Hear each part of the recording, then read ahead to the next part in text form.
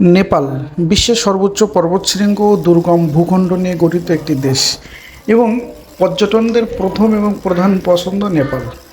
এই মুহূর্তে ইন্ডিয়ার সকল ভিসা বাংলাদেশের সাথে বন্ধ থাকার কারণে আমি চলে যাই নেপাল।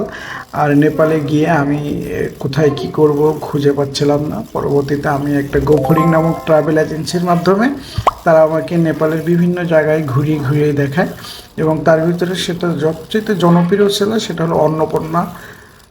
যে জায়গাটা অন্নপূর্ণা জায়গাতে আমি গিয়ে মাত্র 500 নেপালি রুপি দিয়ে আমি এরকম 15 মিনিট ধরে সাইক্লিং করছি। আসলে এটা মাইন্ড ব্লোয়িং যে শূন্যের উপর দিয়ে প্রায় 8-10 তলা বিল্ডিংয়ের উপরে সমান যে একটা রশির উপর দিয়ে সাইকেল চালাতে কি মজা।